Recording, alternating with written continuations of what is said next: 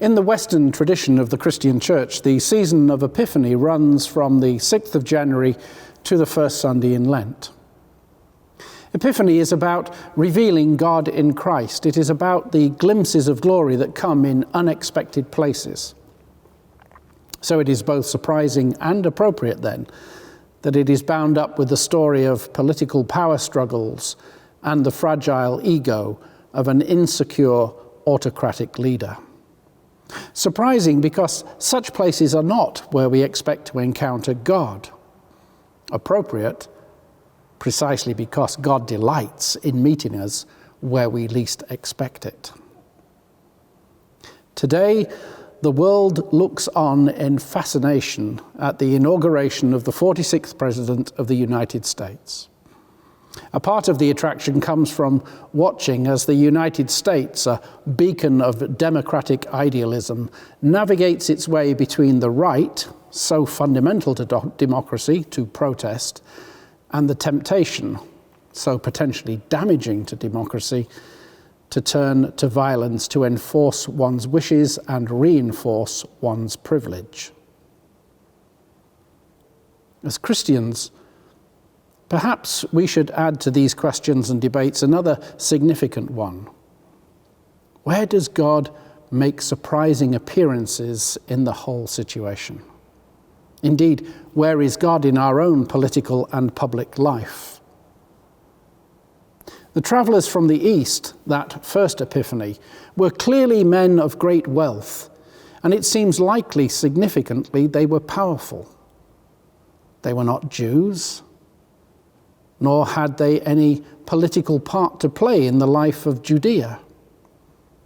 They were outsiders, yet guests to be received with a measure of courtesy and caution.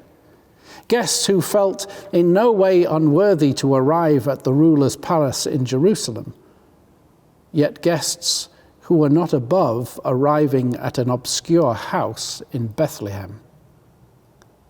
They expected births written in the stars to take place in a royal setting, and yet were open to being directed to the least of Judah's cities.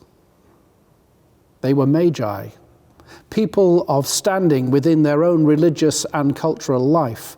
However, they were prepared to find divine action in a faraway land and in a foreign religion.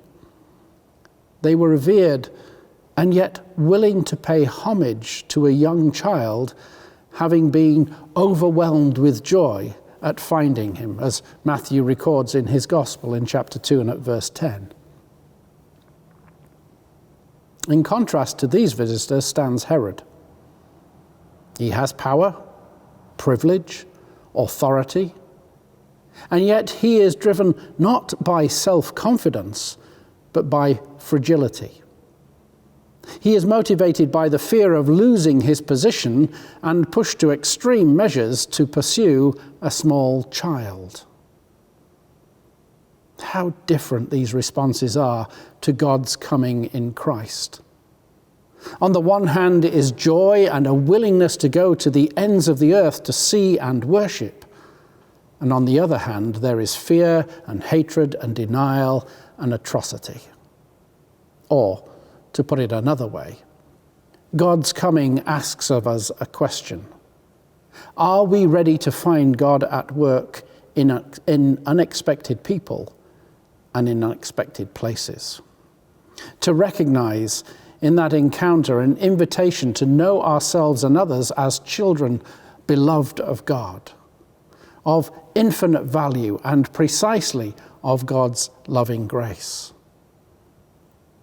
Or are we afraid of the challenge that we might follow to set aside our cherished ways of measuring our worth and that of others?